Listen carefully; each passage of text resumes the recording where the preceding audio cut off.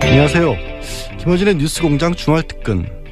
오늘은 법대로 합시다를 맡고 있는 양지열 변호사가 합니다. 국민을 위한 사법을 구현하기 위해 최선을 다하겠다. 새로 임명될 김명수 대법원장의 첫 일성입니다. 사실 지난 겨울 촛불을 들었던 국민들의 뜻이 정권 교체만으로 이루어지는 것은 아닙니다. 법과 원칙이 바로 서고 무너진 정의를 다시 세우는 일이 진정한 시작입니다. 새롭게 탄생한 사법부 수장의 어깨가 무거울 수밖에 없는 이유입니다. 관료 사법을 넘어서는 사법개혁, 김명수 대법원장이 다짐한 국민의 사법부가 되기 위한 디딤돌입니다.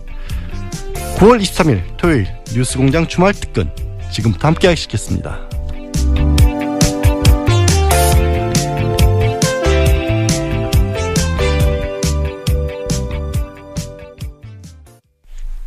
예, 주말특근 첫 순서로요, 뉴스공장이라는 프로그램 타이틀.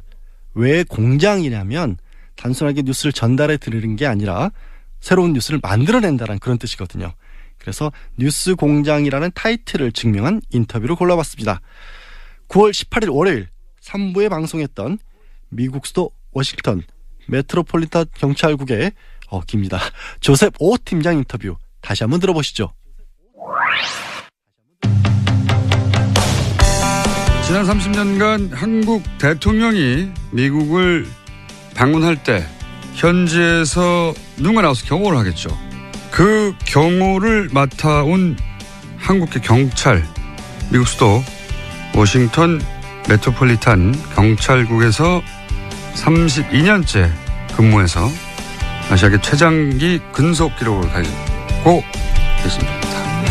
아침 한국에 오셔가지고 저희가 모셨습니다. 조셉 오 팀장님. 네. 스튜디오 직접 나오셨습니다. 안녕하십니까. 안녕하십니까. 네. 미국에 가신 게 언제입니까? 1976년도에 이민 갔습니다. 1975년. 그때가 몇 살이셨어요? 제가 만 10세 때였습니다. 그리고 경찰에 들어가신 게 언제입니까? 경찰에 들어간 거는 1985년이었습니다. 그때부터 지금 계속? 네. 진짜 오래 계신 분이죠, 경찰. 저희가 모신 이유 중에 몇 가지 재밌는 포인트가 있어서 저희 모셨어요. 예. 물론 아시아에서 최장 근속 기록 가지고 계시긴 하지만 그건 이제 미국의 사정이고, 그렇죠? 그렇죠. 근데 우리하고 연결 포인트가 있냐면 30여 년간 전 현직 포함, 네. 그 전직들도 미국을 비공식 방문하기도 하잖아요. 네. 그때도 경험을 하셨던 거죠. 네. 최근 30년간 대한민국 모든 대통령을 다 경험했다고 보시면 되는 거죠. 네. 네. 맞습니다. 현직일 때와 전직일 때 모두 포함하여. 네. 그러면 첫 대통령이 누구였습니까? 첫 대통령이 그때 노태우 대통령이셨습니다. 노태우. 네. 그리고 노태우부터 쭉 해서 문재인 대통령까지. 네. 맞습니다. 그럼 이 질문을 드리지 않을 수 없는데 지금까지 그러니까 전현직 합쳐서 25차례 이상 대통령을 경험하신 거잖아요. 네. 맞습니다. 네, 25차례. 가장 까다로운 대통령이 누굽니까? 경호의 차원에서. 경호의 차원에서는 거의 다 까다롭습니다. 대통령이 뭐 가장 까다롭겠지만. 예. 그러면 아찔했던 순간 같은 건 없으셨어요? 제일 아찔했던 순간이 바로 우리 요번에 전번 행사 때 문 대통령 오셨을 때. 아찔 많이 했습니다. 왜 아찔했나요? 모든 대통령들은 이렇게 우리 주민, 교포 주민들 환영객이라도 앞으로 이렇게 잘 나서지를 않으십니다. 환영객이라 하더라도 반대시뿐만 아니라 환영객들한테도 나서질 않는다. 그렇죠. 어허. 그렇게 이렇게 뭐 거리를 두고 공식장에서 나오실 때는 그냥 차로 바로 타시죠. 바로. 네. 주민들한테 이렇게 멀리서 이렇게 손은 흔들 수 있어도 멀리서. 그 앞으로 접근을 하지 않으십니다. 그렇지만 이제 제가 경험을 맡아오면서 최초로 대통령께서 그래서 저도 와, 이거는 미국 대통령도 잘 안 하는데, 네. 한국 대통령도 그 클린턴 대통령 스타일이시구나, 이렇게 나와가지고, 교민들하고. 직접 교민들한테 가서 악수도 하시고, 네. 아주 좋은 이미지를 아주 남기시더라고요. 그래서 제일 난감했던 거는, 이제, 이런 일이 처음이라서, 자, 이제 여기, 교포들 보고, 따라다니시더라고요. 이 교포들이 어떻게 너무 한국 분들이 우수하니까는 네. 정보를 다 알고 계세요.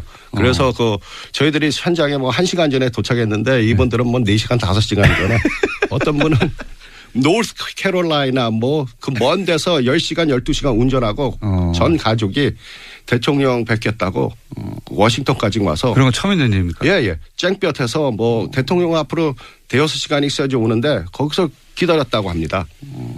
그러면서 꼭 만나야 된다고 그래서 그렇게 만나시고 싶으십니까? 그랬더니 소원이라 그러시더라고요. 그래서 그러면은 제 경험을 봤을 때는 잘 만나시는 분이니까 그러면은 만나시고 싶으시고 앞에 계실 거면은 저희들이 소지품 같은 거 확인해도 좋습니까? 소지품 그렇죠. 그때 보통 웬만한 반응이 안 됩니다라든지 그렇죠. 미국 인권 사회에서. 침해고 뭐 그렇죠. 그러니까는 막 들고 일어나죠. 미국에서는 특히 자기 인권에 대해서 민감하잖아요. 예. 근데 오히려 그 가방을 저한테 맡기면서 그러니까 그 뒤에 계시는 분들까지 전부 다 제 거 먼저 보시라고. 가만. 저도 보니까는 이거 참 재밌더라고요. 그래갖고 이분들이 아주 평화로서 꼭 대통령님을 만나고 싶은 분들이구나. 그래서 하여튼 제가 나오실 때 우리 대통령께서 뭐 어떻게 하실지도 모르지만은 네. 옆에 가만히 계시라고. 네. 그리고 오시면은 인사하시고 네. 그럼 혹시 좋은 일이 있을지도 모른다. 좋은 일이 있을지도 모른다. 그 기뜸을 해주죠. 네. 근데 이제 아주 그러면 이제 대통령께서 내려오시면서 나와서 반기시고 또 사진도 같이 찍고 그 제가 봤을 때 이게 우리 대한민국도 이제 민주주의 국가가 다 됐구나. 이게 그냥 선진국이 아니라 대선진국하고 비슷하구나. 왜 그런 걸 보니까는 아주 대한민국 자체가 진보로 가는구나. 전에는 다 보수적이었는데 그래서 그걸 보고 제가 흐뭇했습니다. 굉장히. 예. 문재인 대통령은 그냥 손을 흔드는 게 아니라 그 군중석으로 들어가요. 예, 맞습니다. 군중석으로 들어가서 같이 막 셀카 찍고. 네. 거기서도 그랬을 텐데. 예. 거기서 뭐 다 그러셨는데요. 네. 그게 이제 당황스러웠다. 네, 그게. 기본적으로 30년간 해왔던 경호의 방식하고 전혀 달랐기 때문에. 그렇죠. 거기 계시는 경호원들도 그렇고 미국 경호원들도 그렇고 나중에는 그게 당연한 걸 알고 다들 오히려 웃으시면서 다들 경호자들도 같이 한국 대통령이 참 국민들한테 인기가 많으시구나. 요건 어떻습니까? 이제 많은 분들이 궁금해하는 윤창중. 네. 이게 기소가 안 됐어요. 그죠? 미국에서 기소는 안 됐어요. 근데 이제 좀 이따 그 얘기도 하겠지만 네.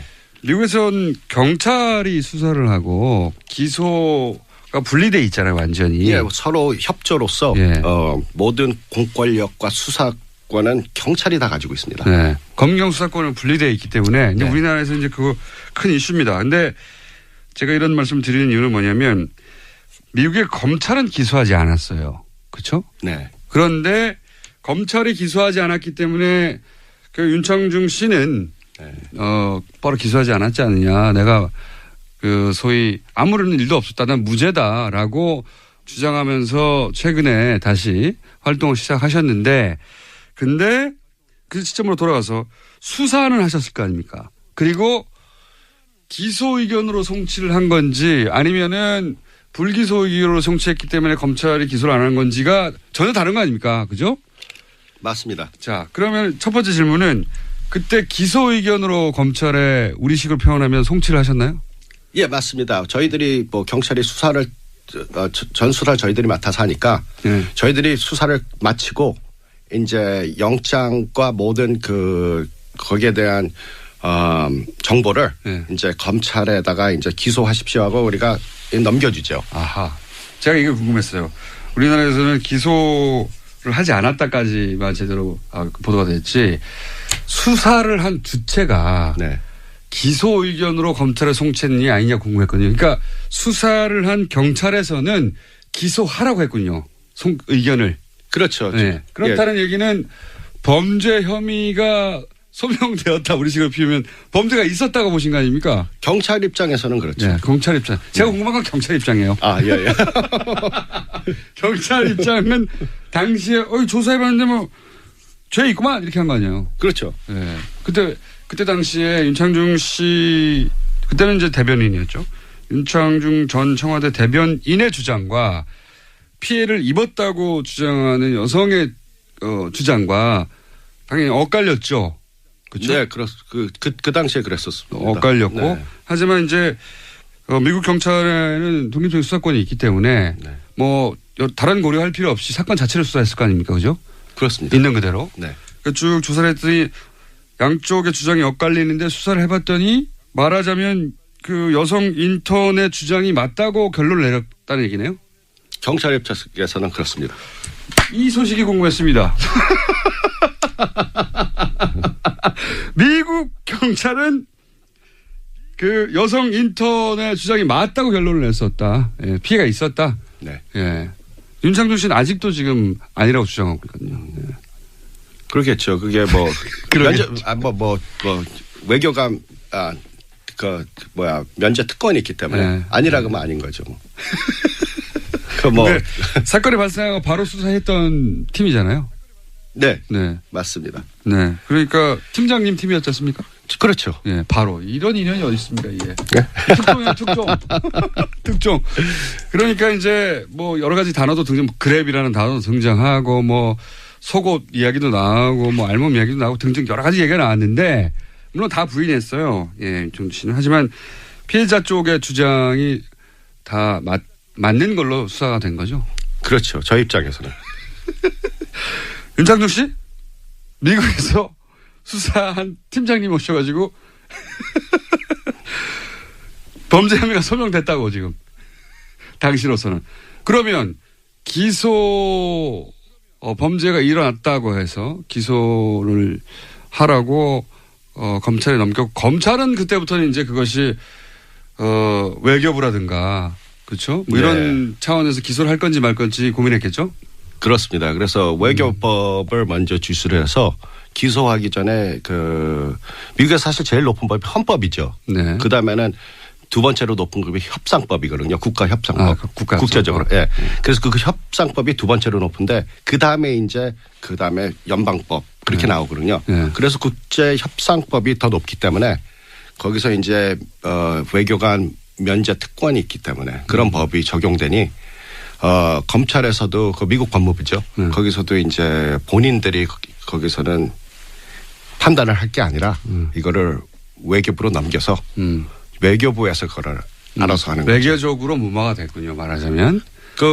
저도 모르겠습니다. 그렇죠. 왜냐하면 그건 저희 영역이 관할 아니까 네. 우리들이 미국이 좋은 게 뭐냐면은 저희가 그렇게 올라가는 것도 네. 관심은 없습니다. 우리 책임을 다했으니까. 네, 우리 책임 다하고. 우리는 죄 있다 하고. 네, 그러면 또 기소는 법무부에서 검찰에서 기소권을 갖고 있다. 또 거기서는 제가 있건 없건 거기서 또 알아서 하는 거고 그다음에 또 외교 문제는 외교부에서 알아서 하는 거니까 그 세 가지를 다 거쳐야지 사실 공정성이 있을 거 아닙니까?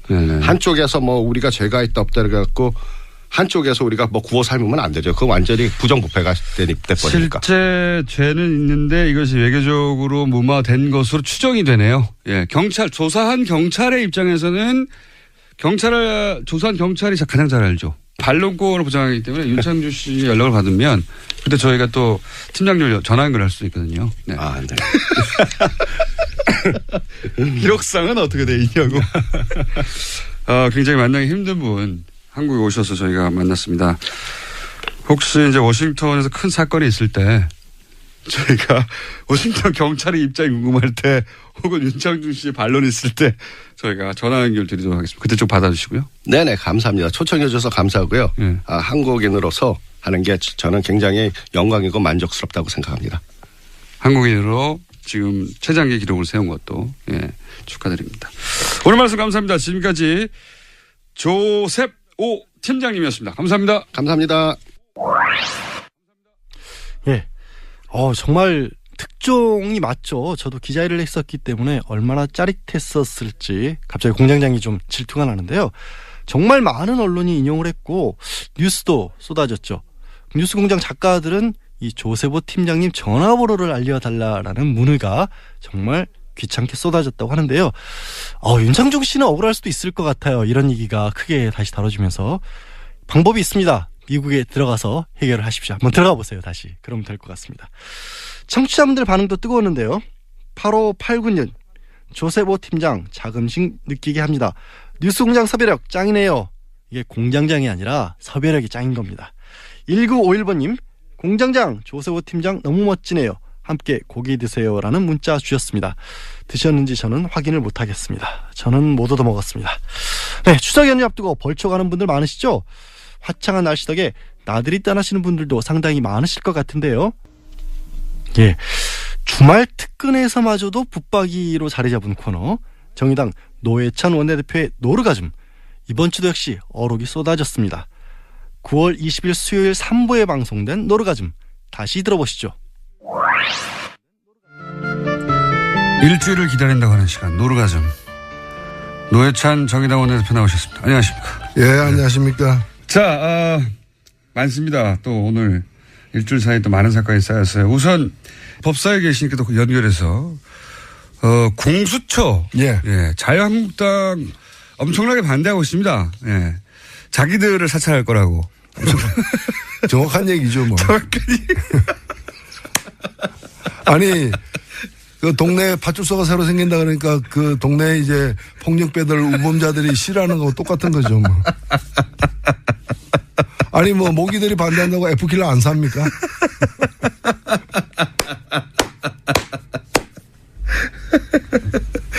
예. 말로 디스하는 것은 제가 보기에는, 다른 애경지에 오르셨기 때문에. 모기들이 반대한다고 F킬러를 안 삽니까? 공수처가 먼저 간단하게 설명해 주시고 왜 필요한지도 잠깐. 네, 고위공직자 범죄 수사처인데요. 이제까지 고위공직자들에 대한 그 여러 의혹이나 범죄가 발생할 때마다 검찰이 덮거나 또는 이제 이 수사 자체를 그 이제 좀 편향되게 하거나 이 가볍게 솜방망이 처벌하는 이런 일들이 굉장히 많았어요.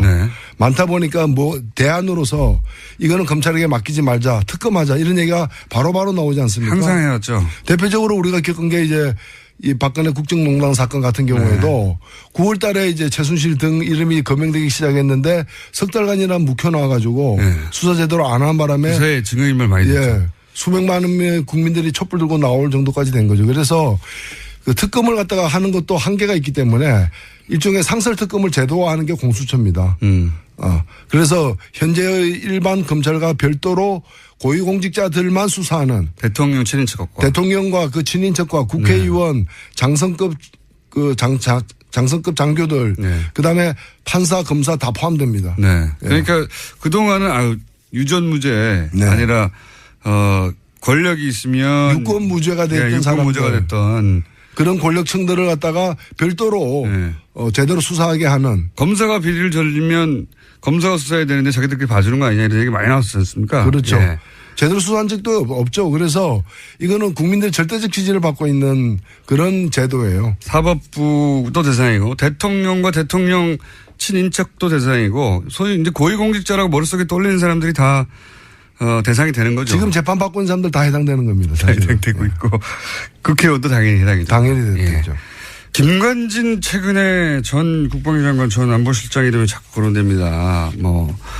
저 초계기부터 헬기 퇴역 직전 초계기나 이미 퇴역한 그리고 이제 사이버 사령부 사인도 있다. 대통령 그러니까 사이버 사령부가 댓글 공작하는 것을 알고 있었다는 얘기도 나오고 사드 기습배치에도 지금 주요한 책임이 있는 것으로 지금 추정이 되고 있고 요 일련의 사태에 대해서는 할 말 없으십니까? 국방비리 그 부분은 특히나 이제 그 사이버 사령부의 어떤 그런 탈법적인 불법적인 사찰 행위에 그게 이제 그 물론 이제 명분은 그 자기들이 만든 것 같아요.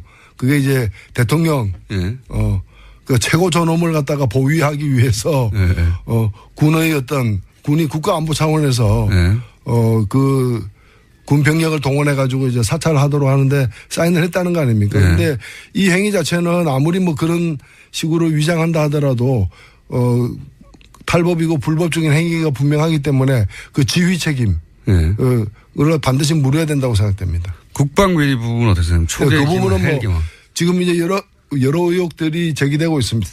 이 부분은 방산 비리 차원에서 우리 국민들이 가장 이제 좀 분노하는 게 이 대목이거든요. 늘 안보 얘기하면서 안보 가지고 사실은 뒷돈 빼먹는 어떤 그런 불법적 거래를 했다는 거 아닙니까? 그래서 오히려 안보를 망가뜨린 당사자들이 그 사람들인 것이. 그래서 이 부분은 좀 철저한 수사가 필요하다 봅니다. 최근에 블랙리스트 막 터져나오지 않습니까? 네. 그리고 피해자들 이름이 구체적으로 특정됐고 그래서 그 대상들이 이제 이명박 전 대통령을 고소고발의 대상을 삼고 있어요. 이명박 전 대통령 쪽에서는 이게 정치적 보복이라고 하고 있고. 블랙리스트가 정치적 보복이죠. 정치적 보복을 수사하는 걸 정치적 보복이라고 하면 안 되죠. 맞습니다. 네. 이명박 전 대통령이 이거 가지고 이게 이제 법률가들이 전망할 수 없는 부분인데 사실은 법적으로만 진행될 것 같지는 않으니까. 박원순 제안문건. 예, 제안문건. 예, 그 경우 보면은 뭐 박원순 시장도 그렇게 얘기했습니다만은 이게 그냥 일개 국정원장이 그냥 자기가 판단해가지고 자기가 알아서 그런 어떤 국정원의 활동을 갖다가 그 특정 정치인을 갖다가 이렇게 완전히 망가뜨리는 방향으로 몰고 가기 힘들거든요. 이거는 뭐 어찌 보면은 지시를 했을 가능성이 크고 지시가 없다 하더라도 당연히 이걸 자랑 삼아서 보고했을 가능성은 더 크다고 보여지기 때문에 물론 아직까지 그 구체적 물증이 나온 건 아닙니다. 그래서 이거는 수사를 더 해봐야 된다고 생각합니다. 그래서 이명박 전 대통령이 소환될 가능성이 있다고 보십니까? 저는 소환되어야 한다고 보고요. 되어야 한다. 제대로 수사를 하려면은 일단 출국 금지부터 시키고 소환해야죠. 대통령은 홀로 가지 않는다. 홀로 가지 않는다. 한국 정치의 이게 징크스 같은 건데 그 전에도 한 명이 구속되고 또 한 명 구속됐잖아요. 전두환 노태우. 홀로 가지 않는다. 이게 박근혜 전 대통령이 구속됐기 때문에 홀로 가지, 바로 그 전임자 다 물려준, 유산을 물려준, 국정원 유산을 물려준, 그 전임도 간다 이렇게 말씀하신 거고. 전술핵 재배치를 자유한국당이 주장하면서 미국 갔다 온 건 어떻게 보십니까? 미국에서는 안 된다고 이제 당연히 했다고 하는데. 참 유례 없이 핵 구걸단이 이제 방매한 거죠. 한 핵 주십시오. 뭐 이렇게 한 핵 주십시오. 정말 작년에 왔던 각설이들이에요. 이게 때가 되면 나타나가지고 전술핵 배치하자. 안 되면 핵무장하자. 이게 지금 핵무장하는 방법이 있어요. 미국이 절대로 허용하지 않을 거니까 일단은 한미동맹을 파괴해야 됩니다. 그렇겠죠. 예. 파괴해야 되고 그리고 핵무장하려면 차라리 북한에다가 한핵 팔아라. 한핵 구걸단. 그리고 이게 핵으로서 핵을 막을 수 있는 게 사실 아니거든요. 네. 예를 들면 우리가 우리 청취자 여러분들도 집에 권총 있으면 밤에 안심됩니까? 오히려 집에 권총 있으면 밤에 더 불안할 거예요. 권총이 있어 본 적이 없어가지고. 그러니까 예를 들면 권총 강도가 나타났다고 해가지고 집집마다 권총을 갖고 있으면 어떻게 됩니까? 옆집이 권총을 들고 우리 집으로 쳐들어오지 않을까 생각도 되겠죠. 지금 우리가 핵을 갖게 되면은 북한 핵 보유하려고 하는 걸 지금 핵 개발하는 걸 묵인할 수밖에 없는 거고. 인정할 수밖에 없죠. 그다음에 일본 핵무장하는 것도 우리가 반대할 수가 없는 거고. 대만도 되고 그렇게 되면은 안 그래도 우리가 세계 최고의 원자력 발전소 밀집 지역인데 핵무기 밀집 지역. 전 세계적인 핵무기 밀집 지역. 골목마다 핵이 있는 핵 사이를 누비면서 살아가야 되는 위험천만한 상황이죠. 그러니까 전 세계 특히 동아시아 핵무장의 이제 중심이 되겠죠. 그런 요인을 제공한. 그리고 실제로 이제 군사적인 측면에서도, 동해에서 쏘나, 강원도 땅에서 쏘나, 뭐가 차이가 있느냐 이런 얘기도 많고요. 있어 봐도 결국 버튼을 우리가 누릴 수도 없는데 무슨 차이가 있느냐 얘기도 있고. 그러니까 예를 들면 전술핵 핵무기를 갖다가 탑재한 비행기가 오산 비행장에 있다. 거기서 떠서 가는 거나 떨어뜨린다는 거는 괌에서 출발하는 거나 시간차가 거의 안 나고요. 괌이 더 빠르다는 얘기도 있습니다. 오산에 그 핵무기가 있으면은 그 핵무기를 선제 공격으로 폭파하려는 그 표적이 되는 거죠. 그렇겠죠. 그러니까 대한민국 내에 표적을 더 많이 만들자는 뜻밖에 더 됩니까? 그러니까 버튼도 없이 그래서 핵 구걸단 한 핵 주십시오. 빵 터지는. 자. 마지막 질문인데요. 최근에 이런 기사가 떠서 제가 여쭤보려고 합니다. 최근에 이제 안철수 전 대표가, 정치일선에 복귀하면서부터 이제 여러 가지, 파란을 일으키고 있는데 긍정적이든 부정적이든 어제 이런 기사가 하나 떠가지고 제가 여쭤보려고. 정계 입문 5주년을 맞아서 안철수 대표가 얻은 것과 잃은 것, 뭐 이런 식의 기사였어요. 네, 제가 자세히 읽어보지는 않았지만 우준이 됐구나 하면서 그 기사를 봤는데, 개인적으로 어떻게 평가하십니까? 얻은 것, 잃은 것, 혹은 뭐 잃은 것, 못 잃은 것, 뭐 등등 종합적인 평가를 해보시자면? 예. 뭐 정치인이 계속해서 실패에도 불구하고 다시 도전하고 하는 거는 뭐 저는 충분히 있을 수 있고 예.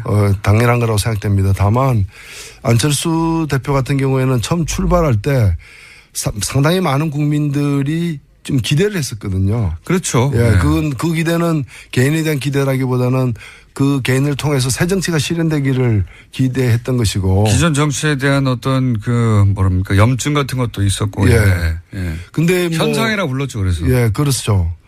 근데 지금 보면은 그 새 정치는 거의 없어졌다고 보여집니다. 그 안철수 대표에게 새 정치를 기대하는 그런 현상도 없어졌고요. 오히려 정치를 하면서 이렇게 여러 가지 정치의 또 안 좋은 새 정치로 씻어내려고 했던 그런 정치의 얼룩들을 오히려 더 많이 갖게 된 거 아니냐. 현상이 증상으로 바뀐. 현상이 증상으로 바뀐.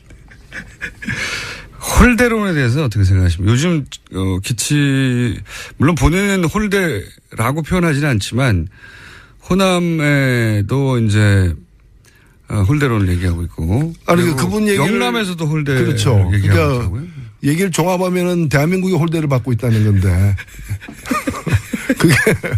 예. 전국 홀대론이죠. 예. 그래서 그거는 좀 제가 볼 때는 이미 다 지나간 새 정치란 게 뭡니까? 사실은 지역 편파적인 어떤 지역 감정에 기반해 가지고 그걸 정치적으로 악용한 그런 구태의연한 정치를 갖다가 벗어나자는 거 아닙니까? 근데 지금 보면은 벗어나자고 했다는 그 정치 방식 그걸 그대로 앞장서서 솔선수범해서 실현하고 있는 거죠. 네. 자, 오늘은 여기까지 해야 될 것 같습니다. 지금까지 여러분들이 항상 기다리시는 노르가즘 다음 주에는 공개 방송으로 화요일 날 원래 수요일이거든요. 예. 근데 화요일 날 노회찬 원내대표님이 공개 방송에 나오시니까 새벽에 많이들 와주세요. 그날 뵙겠습니다. 한번 해주세요. 예. 그날 뵙겠습니다. 노회찬 원내대표였습니다. 감사합니다. 모기들이 반대한다고 에프킬라 안 사냐? 원고로 읽어도 웃깁니다. 다시 정말. 정말 어록의 전당에 기록될 만한 비유인데요. 사실 에프킬라와 모기가 한 번 전에도 등장했었어요. 지난 6월에 문재인 대통령이 국회를 가셨을 때 이제 자유한국당 의원들이 문재인 대통령을 발견하고 마치 에프킬라 발견한 모기처럼 달아났더라라는 그런 말씀을 하셨었는데 노회찬 원내대표님 혹시 모기 퇴치약 광고 모델 노리시는 거 아닌지 모르겠습니다. 예. 2995번님. 애드립을 연구하는 보좌관이 따로 있다는데 사실입니까? 라는 문자를 주셨는데요. 또 친절한 뉴스공장 작가들이 확인을 해본 결과 절대 비서들이 준비하는 건 아니랍니다. 이건 제가 알고 있는데요. 노회찬 원내대표께서 사실 스마트폰으로 관심 있는 주제별로 목록을 만들어서 그 관련 기사들을 스크랩하면서 항상 모니터링을 하신다고 합니다. 철저한 준비 하에 나오는 애드립인데요. 과연 일상생활 속에서도 이런 비유를 쓰실지 저는 그게 궁금합니다.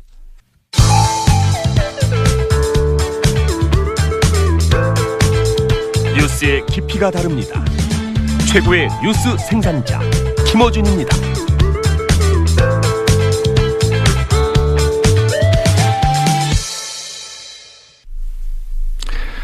예, 김원준 뉴스공장의 전통적인 인기 코너 내부자 둘.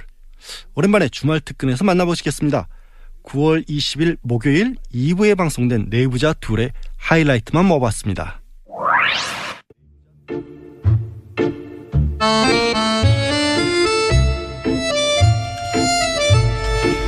내부자 둘 사연이 긴 코너입니다.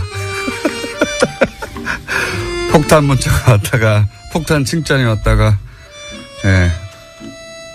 그래도 여전히 살아계신 두 분 더불어민주당의 안민석 의원 나오셨습니다. 네, 안철수 대표와 토큰 화해를 하기로 한 안민석 의원입니다. 그래요? 네, 좀 이따 저보기로 하고. 자유한국당의 김성태 의원 나오셨습니다. 예, 김성태 의원입니다. 네.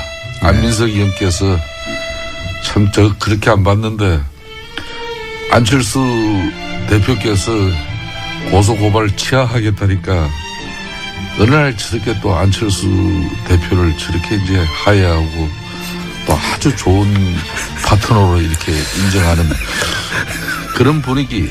어떻게 하루아침에 사람이 이렇게 돌변합니까? 어제 오후 15시 30분경 이용주 의원에게 전화가 옵니다. 네.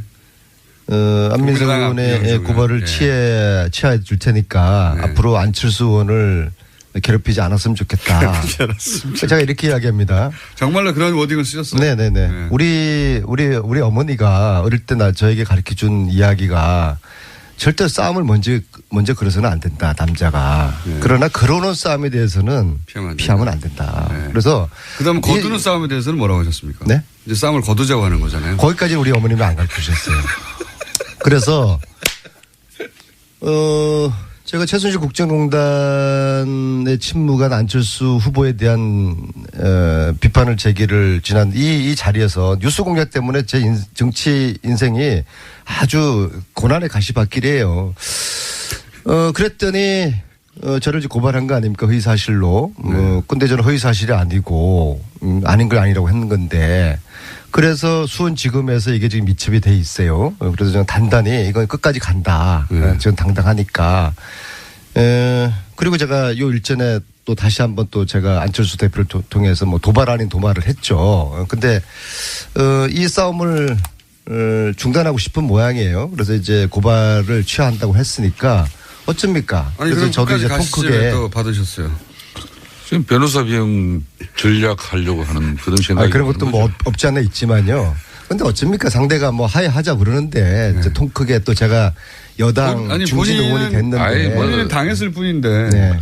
뭐 더 솔직하게 이야기하셔야 되는 게 오늘 김명수 대법관 임명 바로 동의안 그겁니다. 국회 그래서 처리하는 날이 마침 이게 대의를 위하여. 예, 마침 이게 예. 안철수 대표가 오늘 김명수 대법원장을 통과시켜 주겠다는 그런 시그널로 혼자 그냥 전문 용어로 청신호로 제가 받아들였어요. 혼자서 그냥 아무 상관 없을 때 그렇죠. 하필 날짜가 이렇게 딱 맞아 이미 떨어져서. 그래서 제가 약속을 했습니다. 그래서 이제 앞으로 내가 김명수 대법원장 이야기 그대로 했어요. 내가 싸움 걸지 않지만은 그러는 싸움이기 때문에 내 끝까지 가려고 한 건데 하야하려고 그러면 내가 정중하게 통 크게 받아주겠다. 그러니까 자유한국당은 반대죠. 저희 당은 어제까지 공식적인 당론 결정은 오늘 의총에서 최종 확인됩니다만은 어제 의총에서는 사실상 거부하는 걸로 전체적인 분위기를 아니 보았죠. 왜 거부를 합니까? 반대를 위한 반대도 한도가 있는 거지 왜 반대를 해요? 뭐 잘 아시지 않습니까? 극단적인 이런 편향성이나 이번 청문회 과정에서 이런 거짓 답변의 비정직성 그리고 평소 보여온 행동과 그런 정반대의 의견을 보여왔던 비일관성 이런 내용만 보더라도 대법원장으로서의 적격 여부는 뭐 의원들이 많은 판단을 할 수 있었던 것이죠. 어제 오직하면은 인사청문위원회에서 이걸 비밀 무기명 투표를 했어요. 위원들이. 그랬더니 적격, 비적격이, 부적격이 같이 나왔어요. 그렇지만은 이제 위원회 청문 보고서는 채택은 됐습니다. 이제 결론은 오늘 국회 본회의에서 임명 동의안이 가결될 것이냐 부결될 것이냐 뭐 이런 판단만 남은 것이고 대통령이 대법관 뭐 이렇게 임명 뭐 권한을 가지듯이 국회는 국회대로 또 국민의 대표로서 이 사람에 대한 판단을 또 우리가 할 수 있는 그런 권한을 가지고 있는 지금 것이죠. 말씀하셨듯이 반대의 논리나 근거가 상당히 부족해요. 그러니까 자유한국당이나 바른정당에서는 이게 이제 반대를 위한 반대를 하고 있기 때문에 아무리 설득을 하고 통과시켜달라고 하더라도 이게 생각이 변하지 않을 겁니다. 그러나 단 제가 기대를 거는 것은 국민의당인데요. 국민의당은 지금 이 후보께서 어느 분보다도 사법정의라든지 인권 존중에 대한 가치를 아주 강하게 가지고 계신 그런 분이시거든요. 그래서 이 분을 국민당 의원들이 국민당은 그래도 자유한국당이나 바른정당하고는 좀 격이 틀리고 이 결이 틀리지 않습니까? 그래서 국민당에서 이분을 통과시켜 줄 거라고 보고요. 자유한국당은 포기하고요.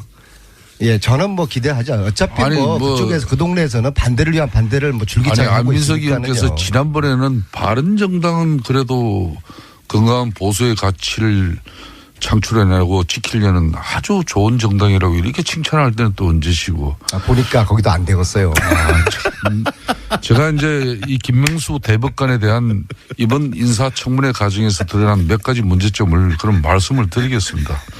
뭐 잘 아시다시피 첫째는 이 후보자가 지난번 뭐 청문회 헌재 소장 당시도 이렇게 나왔습니다만 사법적인 어떤 가치 또 어떤 이 균형성이라는 것은 정말 마지막 최후 보루가 거긴데 이 편향성을 갖다 극복하지 못하는 후보라 그러면은 다 불행해지는 거예요. 국민도 불행해지고 국가도 불행해질 수 있습니다. 그렇기 때문에 이 대법관 자리는 심지어 헌재 재판관까지도 3명이나 이렇게 추천할 수 있는 자리예요.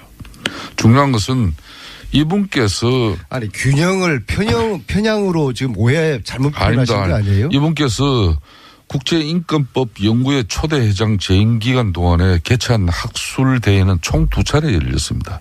그런데 대한민국에 얼마나 이 학술 연구회가 이렇게 법조인이 특히 국제인권법 연구회 초대 회장으로서 얼마나 주제가 많겠습니까? 유독 이분께서 동성애, 동성혼 옹호에 집중됐었어요. 그중 하나가 이제 이 차별금지법 제정이었는데 이게 이제 동성애 옹호를 이제 주장했다는 거 아닙니까? 그렇기 때문에 지금 우리 안민석 의원께서도 교인이시지만은 지금 얼마나 이 동성애, 동성혼에 대한 부정적인 국민적 여론이 형성되어 있습니까? 이런 부분도 한번 살펴봐셔야 된다고. 잠시만 이거 중요한 부분이기 때문에 이 부분에 대해서 반론을 해야 되겠어요. 네, 하십시오. 내가 후보께서 말씀하신 것은 저 이야기를 그러면 어느 발언에서도 동성애를 지지한다는 발언을 한 적이 없어요. 하지 않은 이야기를 자꾸 했다고 그렇게 덧붙이는 건데요. 차별금지법을 그렇게 연결한 거죠. 네, 지금. 그리고 그분이 말씀하신 거는 차별금지법의 핵심의 동성애, 성소수자에게도 인권을 존중을 해줘야 된다. 그것은 당연히 법률가로서 판사로서 그것은 당연히 기본적으로 소수자에 대한 인권을 이야기하는 것은 그 당연한 거 아니겠습니까? 근데 그 이야기를 갖다가 저 동성애를 옹호했다라고 이야기를 아무리 소수자에 대한 인권도 좋지만은 이게 사실과 다른 안민석 주장으로 의원님. 국민들을 현혹시키는 거예요. 안민석 그렇게 하면 안 돼요. 사회적 사실을 가지고 판단을 하셔야 되는 것이죠. 사회적 약자에 대한 차별의 소수 입장이 존중되는 그런 차별금지법은 어느 대한민국 정치인 국민이 반대하겠습니까? 그렇지만은 유독 이 동성애, 동성혼 문제는 동성애자는 국민이 아닙니까 그럼? 국민이죠. 인사청문회에서도 이야기했지만은 잘 될 수도 있죠. 김명수 후보자가 줄기차게 주장해 오신 게 분권에 대한 강조를 많이 하셨어요. 분권에 대한 가치는 뭐냐 두 분이 계속 나가서 이제 대법원장이 인사권을 축소하겠다는 겁니다. 안민석 의원님. 부장판사 승진제 폐지를 주장을 해왔거든요. 이런 분권론자에 대해서 그렇게 폄하하시고 반대를 위한 반대를 그런데 하시고 제가 마지막으로 한 말씀만 드리겠습니다. 인사청문회 이번에 과정에서 김명수 후보께서 사법행정에 대한 차별적인 계획 방안도 지금 제시하지 못했어요. 그런데 어떻게 사법적인 제도 계획을 할 수 있습니까? 청문회 때 그런 걸 물어본 적도 없는데. 왜 물어봤죠? 자, 저도 한마디만 보태겠습니다. 이분은 제가 이분을 높이 평가하는 이유는 이런 말씀을 하십니다. 법률가들은 법률 지식 이전에 인간의 존엄성이나 인권에 관해 충분히 이해를 해야 된다. 이게 얼마나 훌륭한 법률가입니까? 자, 이제 안민석 의원님 이번 청문회에서 차라리 자신이 갖고 있는 동성애 이런 옹호 가치관을 분명히 밝혔어야 돼요. 그리고 당당하게 옹호하지 않은 동성애를 동성애자, 이 동성혼자 이런 소수 인권도 존중한다 그러면서 이게 프레임이죠, 프레임. 저도 한 가지 끼어들면 어쨌든 동성애 자체에 대한 가치 판단을 한 게 아니고 그건 개인의 성적 지향이니까 그건 법적 판단의 대상도 아닌 것이고 동성애자도 국민인데 국민으로서 차별받으면 안 되니까 차별금지에 대한 이야기를 한 거 아니냐. 자, 이렇게 정리하고 넘어갈게요. 역시 기울어진 운동장이에요. 이게 특수학교는 잘 이제 추진되고 있는 거죠? 이게 더 사회적 어떤 차별받고 소수자에 대한 우리 정치인들의 배려. 블랙리스트 얘기하죠. 블랙리스트. 그런 것들이. 안민석 의원께서 이 문제. 나 좀 말 좀 해요. 블랙리스트. 보수 이제 좀 정신 좀 차리세요. 기득권자 있는 사람, 힘 있고 빽 있는 자들을 위한 정치하지 말고. 블랙리스트. 힘 없고 억울하고 소수자들에 대한 배려를 하세요. 그래야지 보수가 살 길이 있는 거예요. 안민석 의원님이야말로 이러지 않았던 분인데 문재인 대통령과 미국 순방길 대통령 전용 비행기 한번 타고 사람 달라졌다는 거 알아야 아니, 돼요. 그게 그렇게 배가 아파요? 예? 제가 전용 비행기 난 한번 배가 안 타는 게? 아파요. 예? 그리고 제가 여당의 중진 의원이 됐잖아요. 제가 중진 의원이면 과거 야당 때하고는 이제 달라져야죠. 여당 달라진 중진, 제 모습이 그렇게 안 있고 여당 있습니까? 중진 실세 의원으로서 그런 말이야 좀 정직성이라든지 균형성이라든지 안민석 또 의원님. 그거 의원에 대한 잘못해서 배려가 실세가 있어야지 아니라 말이야. 허세입니다. 허세. 저는 허세. 안민석 의원님 블랙리스트에 대한 이야기 하려고 해야 되는 3분밖에 안 남았어요. 블랙리스트 요거 한마디만 해주시면 먼저. 친이계였으니까 잘 아시겠네, 김일태 의원님. 지금 이명박 MB하고 원세훈이하고 서로 짜웅해가지고 한 거 아닙니까? 솔직히 말씀해 보세요. 나도 박근혜 대통령 때 예? 공천 배제 인사로 이렇게 흔히 말하는 수첩에 적힌 사람 중에 한 사람입니다. 그러니까 이거 MB가 시킨 거 맞죠? 그렇게 나는 이 특정 대통령을 과거 전직 대통령을 이렇게 대통령까지 보복하는 그런 정치로 비춰지는 이런 모습은 바람직하지 아니 않아요. 원세훈한테 보고는 받았겠죠? 잘못된 부분은 아무리 과거 정권에서 일어난 일이라도 바로 잡아야 되겠지만은 이게 우리 국민들한테 보복으로 비춰지는 그런 모습은 사실상 문재인 대통령이 지향하는 그런 평등 정치 아니에요. 아니 엉뚱한 말씀하지 마시고 평화 정치 아니에요. 국정원장한테 대통령이 보고는 받았겠죠? 그걸 나 어떻게 알아요? 에이 왜 몰라요? 나도 알았으면 MB 때나 박근혜 대통령 때나 아니, 나도 주류 인사 한번 했죠. 국정원장이 이 헌법 유린을 한 이 사실에 대해서 이 어마어마한 범죄를 하면서 대통령한테 보고를 하지 않고 대통령과 공감 없이 이 헌법 유린을 했다?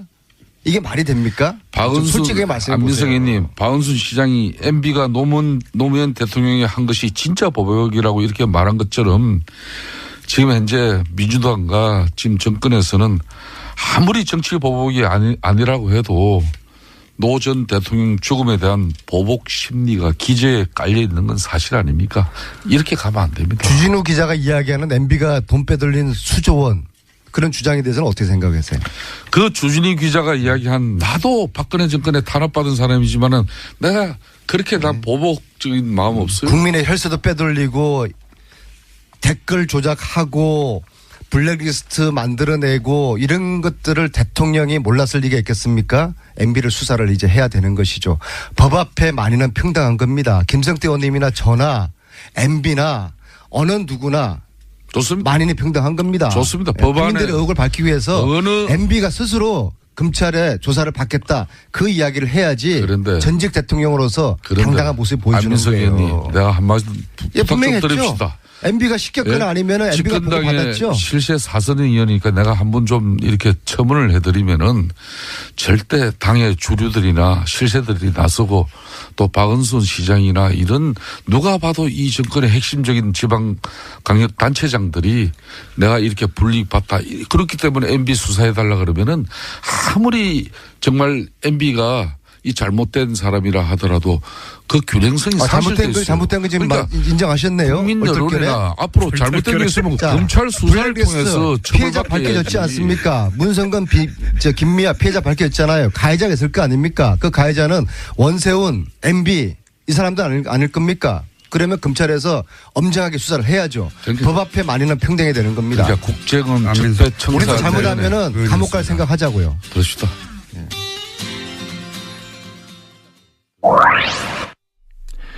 예, 내부자 둘 정말 정리가 안 됩니다. 예, 중재도 안 되고요. 김영래님은 두 의원들 컨디션 좋아 보인다. 5986번님 내부자들 코너가 랩 배틀 같다라고 하셨는데 참고로 두 분이 저렇게 나가셔서 절대 멱살은 잡지 않으십니다. 예. 뉴스공장 주말 특근에서는 본방송에서는 듣기 힘든 제작 과정 뒷얘기나 에피소드 스튜디오 밖 분위기 전해드리고 있는데요. 안민석 김성태냐 김성태 안민석이냐 무슨 말씀이냐면 박근혜 정부 시절에는 김성태 의원이 지난 총선 이후 제1당 소속이 된 안민석 의원이 먼저 소개되고 발언권도 먼저 갖고 있는데요. 다수당과 여당이 먼저라는 국회 관행을 적용한 겁니다. 방송 관련 뒷얘기와 제작 과정에 대해서 궁금한 게 있으신 분들은 샵 0951 50원 유료 문자로 문의해 주세요. 주말 특근에서 공장장 없는 틈을 타서 친절하게 답변 드리겠습니다. 김어준 공장장의 불친절한 AS와는 달리 주말 특근 AS는 친절을 표방하고 있습니다. 뉴스공장 1주년 공개방송 참여 방법 자세히 알려드릴 텐데요. 9월 26일 화요일 아침 7시 5분 TBS 상암청사 1층 스튜디오에서 꼭두새벽 라이브로 진행합니다. 선착순 입장인데 얼마나 일찍 도착해야 입장이 가능할까요? 정말 얼마나 많은 분들이 오실지 저도 궁금한데요. 가능한 서두르는 게 좋겠죠 정도까지만 말씀드릴 수 있을 것 같습니다. TBS 교통방송 상암청사는 지하철 디지털 미디어 시티역 9번 출구로 나오시면 걸어오실 수 있고요. 버스 이용하실 때는 YTN DMC 홍보관 혹은 S플렉스 센터 정류장에 내리시면 됩니다. 가능하면 대중교통 이용해 주셨으면 고맙겠고요. 혹시 만약 설마 궁금해하신 분 계실까봐 말씀드리는데 저도 나옵니다. 네, 뉴스공장 주말특근 오늘 준비한 순서는 여기까지입니다. 고맙습니다.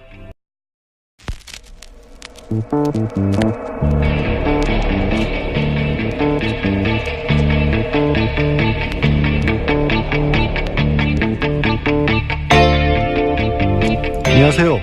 김어준의 뉴스공장 주말특근 오늘은 법대로 합시다를 맡고 있는 양지열 변호사가 합니다. 국민을 위한 사법을 구현하기 위해 최선을 다하겠다. 새로 임명될 김명수 대법원장의 첫 일성입니다. 사실 지난 겨울 촛불을 들었던 국민들의 뜻이 정권 교체만으로 이루어지는 것은 아닙니다. 법과 원칙이 바로 서고 무너진 정의를 다시 세우는 일이 진정한 시작입니다. 새롭게 탄생한 사법부 수장의 어깨가 무거울 수밖에 없는 이유입니다. 관료 사법을 넘어서는 사법개혁, 김명수 대법원장이 다짐한 국민의 사법부가 되기 위한 디딤돌입니다. 9월 23일 토요일 뉴스공장 주말특근 지금부터 함께 하시겠습니다.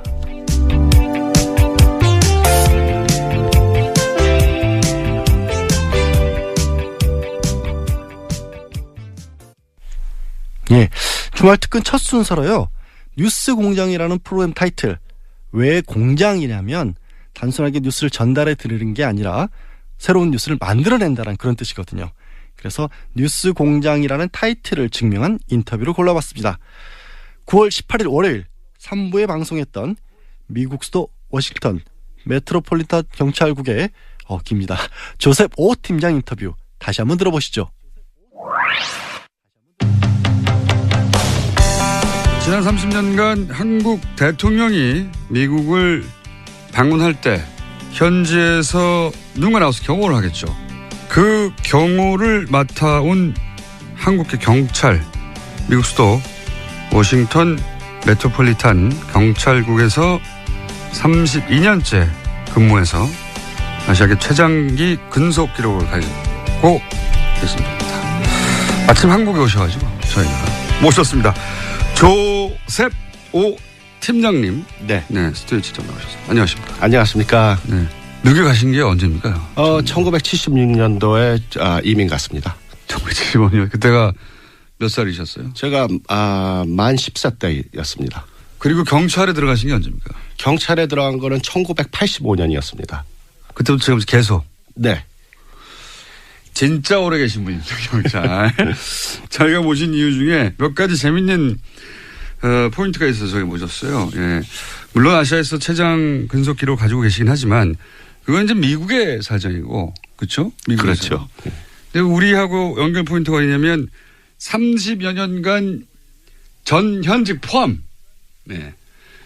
그 전직들도 미국을 비공식 방문하기도 하잖아요. 네. 그때도 경험을 하셨던 거죠. 네. 최근 30년간 대한민국 모든 대통령을 다 경험했다고 보시면 되는 거죠. 네. 네. 맞습니다. 현직일 때와 전직일 때 모두 포함하여. 네. 그러면 첫 대통령이 누구였습니까? 첫 대통령이 그때 노태우 대통령이셨습니다. 노태우. 네. 그리고 노태우부터 쭉 해서 문재인 대통령까지. 네. 맞습니다. 그럼 이 질문을 드리지 않을 수 없는데 지금까지 그러니까 전현직 합쳐서 25차례 이상 대통령을 경험하신 거잖아요. 네. 맞습니다. 네, 25차례. 가장 까다로운 대통령이 누굽니까? 경호의 차원에서. 경호의 차원에서는 거의 다 까다롭습니다. 대통령이 뭐 가장 까다롭겠지만 그러면 아찔했던 순간 같은 건 없으셨어요? 제일 아찔했던 순간이 바로 그 우리 요번에 전번 행사 때 문 대통령 오셨을 때 아찔 많이 했습니다. 왜 아찔했나요? 모든 대통령들은 이렇게 우리 주민, 교포 주민들 환영객이라도 앞으로 이렇게 잘 나서지를 않으십니다. 아, 환영객이라 하더라도 반대시뿐만이 아니라 환영객들한테도 나서질 않는다. 그렇죠. 어허. 그렇게 이렇게 뭐 거리를 두고 공식장에서 나오실 때는 그냥 차로 바로 타시죠. 바로. 네. 주민들한테 이렇게 멀리서 이렇게 손은 흔들 수 있어도 아주 멀리서. 그 앞으로 접근을 하지 않으십니다.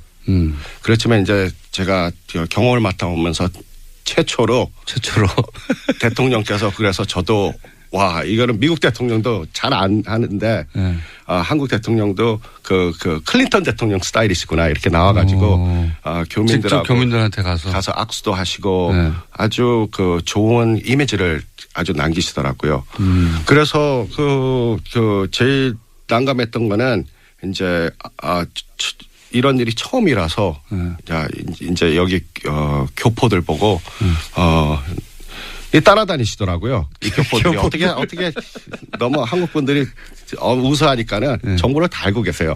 그래서 저희들이 현장에 뭐 1시간 전에 도착했는데 이분들은 뭐 4시간 5시간 전에 어떤 분은 노스 캐롤라이나 뭐 그 먼 데서 10시간 12시간 운전하고 전 가족이 대통령 뵙겠다고 워싱턴까지 와서 그런 거 처음 있는 일입니까? 예. 쨍볕에서 뭐 대통령 앞으로 대여섯 시간이 있어야지 오는데 거기서 기다렸다고 합니다.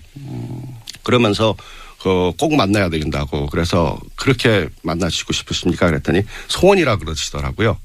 그래서 그러면은 제 경험을 봤을 때는 잘 만나시는 분이니까 그러면은 만나시고 싶으시고 앞에 계실 거면은 저희들이 소지품 같은 거 확인해도 좋습니까? 소지품 그렇죠. 그때 보통 웬만한 반응이 안 됩니다라든지 그렇죠. 미국 인권 사회에서. 침해고 뭐 그렇죠. 그러니까는 막 들고 일어나죠. 미국에서는 특히 자기 인권에 대해서 민감하잖아요. 예. 근데 오히려 그 가방을 저한테 맡기면서 그러니까 그 뒤에 계시는 분들까지 전부 다 제 거 먼저 보시라고. 저도 보니까는 이거 참 재밌더라고요. 그래갖고 이분들이 아주 평화로서 꼭 대통령을 만나고 싶은 분들이구나. 그래서 하여튼 제가 나오실 때 우리 대통령께서 뭐 어떻게 하실지도 모르지만은 옆에 가만히 계시라고 그리고 오시면은 인사하시고 그럼 혹시 좋은 일이 있을지도 모른다. 좋은 일이 있을지도 모른다. 그 기뜸을 해주죠. 근데 이제 아주 그러면 이제 대통령께서 내려오시면서 나와서 반기시고 또 사진도 같이 찍고 그 제가 봤을 때 이게 우리 대한민국도 이제 민주주의 국가가 다 됐구나. 이게 그냥 선진국이 아니라 대선진국하고 비슷하구나. 왜 그런 걸 보니까는 아주 대한민국 자체가 진보로 가는구나. 전에는 다 보수적이었는데 그래서 그걸 보고 제가 흐뭇했습니다. 굉장히. 예. 문재인 대통령은 그냥 손을 흔드는 게 아니라 그 군중석으로 들어가요. 예, 맞습니다. 군중석으로 들어가서 같이 막 셀카 찍고. 네. 거기서도 그랬을 텐데. 예. 거기서 뭐 다 그러셨는데요. 네. 그게 이제 당황스러웠다. 네, 그게. 기본적으로 30년간 해왔던 경호의 방식하고 전혀 달랐기 때문에. 그렇죠. 거기 계시는 경호원들도 그렇고 미국 경호원들도 그렇고 나중에는 그게 당연한 걸 알고 다들 오히려 웃으시면서 다들 경호자들도 같이 한국 대통령이 참 국민들한테 인기가 많으시구나. 요건 어떻습니까? 이제 많은 분들이 궁금해하는 윤창중. 네. 이게 지금 이게 기소가 안 됐어요. 그죠? 미국에서 기소는 안 됐어요. 근데 이제 좀 이따 그 얘기도 하겠지만 미국에선 경찰이 수사를 하고 기소가 분리돼 있잖아요, 완전히. 예, 서로 협조로서 모든 공권력과 수사권은 경찰이 다 가지고 있습니다. 네. 검경 수사권은 분리돼 있기 때문에 이제 우리나라에서 이제 그거 큰 이슈입니다. 근데 제가 이런 말씀을 드리는 이유는 뭐냐면 미국의 검찰은 기소하지 않았어요. 그렇죠? 네. 그런데 검찰이 기소하지 않았기 때문에 그 윤창중 씨는 바로 기소하지 않았지 않느냐. 내가 소위 아무런 일도 없었다. 난 무죄다라고 주장하면서 최근에 다시 활동을 시작하셨는데 근데 그 시점으로 돌아가서 수사는 하셨을 거 아닙니까? 그리고 기소 의견으로 송치를 한 건지 아니면은 불기소 의견으로 송치했기 때문에 검찰이 기소를 안 한 건지가 전혀 다른 거 아닙니까? 그죠? 맞습니다. 자, 그러면 첫 번째 질문은 그때 기소 의견으로 검찰에 우리식으로 표현하면 송치를 하셨나요? 예, 맞습니다. 저희들이 뭐 경찰이 수사를 전 수사를 저희들이 맡아서 하니까 저희들이 수사를 마치고 이제 영장과 모든 거기에 대한 정보를 이제 검찰에다가 이제 기소하십시오 하고 우리가 넘겨주죠. 아하. 제가 이게 궁금했어요. 우리나라에서는 기소를 하지 않았다까지만 제대로 보도가 됐지 수사를 한 주체가 네. 기소 의견으로 검찰에 송치했느냐 아니냐 궁금했거든요. 그러니까 수사를 한 경찰에서는 기소하라고 했군요. 의견을. 그렇죠. 네. 그렇다는 얘기는 범죄 혐의가 소명되었다. 우리 식으로 피우면 범죄가 있었다고 보신 거 아닙니까? 경찰 입장에서는 그렇죠. 네, 경찰 입장. 제가 궁금한 건 경찰 입장이에요. 아, 예. 경찰 입장은 당시에 조사해봤는데 뭐 죄 있구만 이렇게 한 거 아니에요. 그렇죠. 네. 그때 당시에 윤창중 씨 그때는 이제 대변인이었죠. 윤창중 전 청와대 대변인의 주장과 피해를 입었다고 주장하는 여성의 주장과 당연히 엇갈렸죠. 그렇죠? 네, 그 당시에 그랬었습니다. 엇갈렸고 네. 하지만 이제 미국 경찰에는 독립적인 수사권이 있기 때문에 네. 뭐 다른 고려할 필요 없이 사건 자체를 수사했을 거 아닙니까, 그죠? 그렇습니다. 있는 그대로. 네. 쭉 조사를 했더니 양쪽의 주장이 엇갈리는데 수사를 해봤더니 말하자면 그 여성 인턴의 주장이 맞다고 결론을 내렸다는 얘기네요. 경찰 입장에서는 그렇습니다. 이 소식이 궁금했습니다. 미국 경찰은 그 여성 인턴의 주장이 맞다고 결론을 냈었다. 예, 피해가 있었다. 네. 예. 윤창중 씨는 아직도 지금 아니라고 주장하고 있거든요. 예. 그러겠죠. 그게 뭐 외교관 면제 특권이 있기 때문에 네. 아니라고 하면 아닌 거죠. 뭐. 사건이 발생하고 바로 수사했던 팀이잖아요. 네. 네. 맞습니다. 네. 그러니까 팀장님 팀이었지 않습니까? 그렇죠. 예, 바로. 이런 인연이 어디 있습니까, 이게. 특종이야, 특종. 특종. 그러니까 이제 뭐 여러 가지 단어도 그랩이라는 단어도 등장하고 뭐 속옷 이야기도 나오고 뭐 알몸 이야기도 나오고 등등 여러 가지 얘기가 나왔는데 물론 다 부인했어요. 예, 윤창중 씨는. 하지만 피해자 쪽의 주장이 다 맞는 걸로 수사가 된 거죠. 그렇죠. 저희 입장에서는. 윤창중 씨? 미국에서 수사한 팀장님 오셔가지고 범죄 혐의가 소명됐다고 지금 당시로서는. 그러면 범죄가 일어났다고 해서 기소를 하라고 검찰에 넘겼고 검찰은 그때부터는 이제 그것이 외교부라든가 그렇죠? 뭐 이런 차원에서 기소를 할 건지 말 건지 고민했겠죠? 그렇습니다. 그래서 외교법을 먼저 주시를 해서 기소하기 전에 미국에서 사실 제일 높은 법이 헌법이죠. 네. 그 다음에는 두 번째로 높은 급이 협상법이거든요. 국가협상법. 국제적으로. 예. 그래서 그 협상법이 두 번째로 높은데 그 다음에 연방법 그렇게 나오거든요. 그래서 국제협상법이 더 높기 때문에 거기서 이제 외교관 면제 특권이 있기 때문에 그런 법이 적용되니 검찰에서도 미국 법무부죠. 거기서도 이제 본인들이 거기서는 판단을 할 게 아니라 이거를 외교부로 넘겨서 외교부에서 그걸 알아서 하는 거죠. 외교적으로 무마가 됐군요. 말하자면.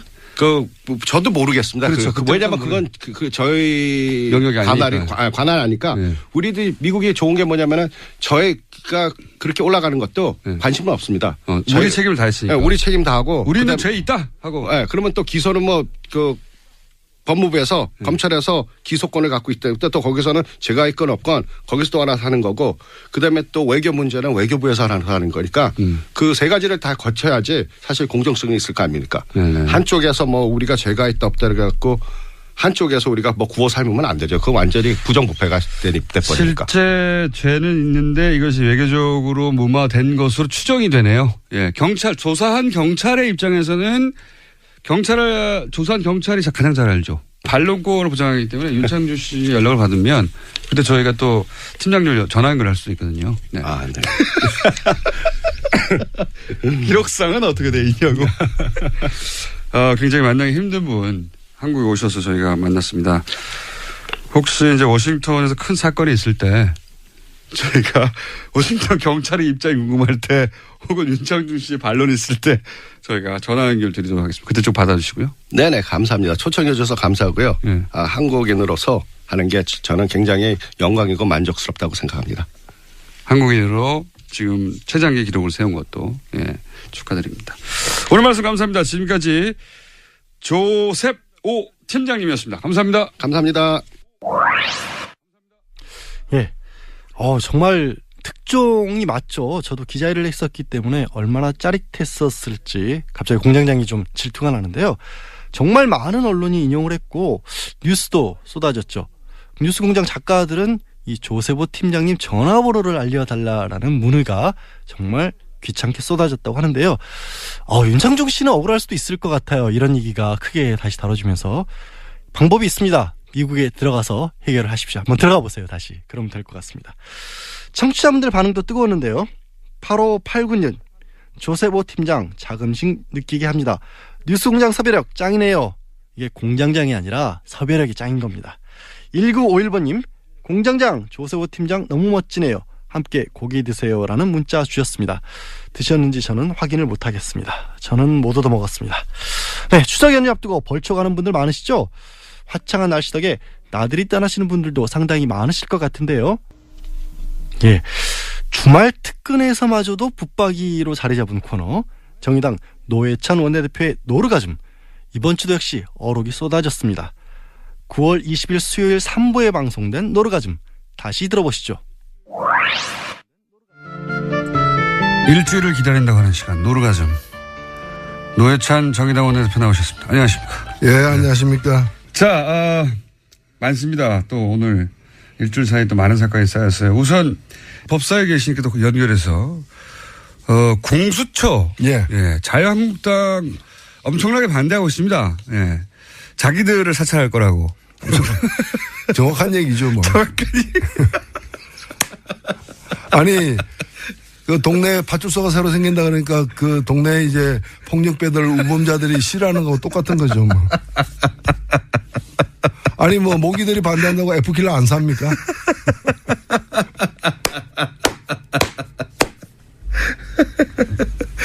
예. 말로 디스하는 것은 제가 보기에는, 다른 애경지에 오르셨기 때문에. 모기들이 반대한다고 F킬러를 안 삽니까? 공수처가 뭔지 간단하게 설명해 주시고 왜 필요한지도 잠깐. 네, 고위공직자 범죄 수사처인데요.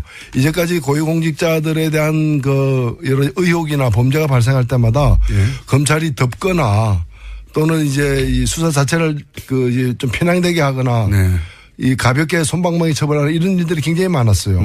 많다 보니까 뭐 대안으로서 이거는 검찰에게 맡기지 말자, 특검하자 이런 얘기가 바로바로 나오지 않습니까? 항상 해왔죠. 대표적으로 우리가 겪은 게 이제 이 박근혜 국정농단 사건 같은 경우에도 9월 달에 이제 최순실 등 이름이 거명되기 시작했는데 석 달간이나 묵혀놔가지고 수사 제대로 안 한 바람에 수사에 증거인멸 많이 됐죠. 수백만 명의 국민들이 촛불 들고 나올 정도까지 된 거죠. 그래서 그 특검을 갖다가 하는 것도 한계가 있기 때문에 일종의 상설 특검을 제도화하는 게 공수처입니다. 그래서 현재의 일반 검찰과 별도로 고위공직자들만 수사하는 대통령 친인척 없고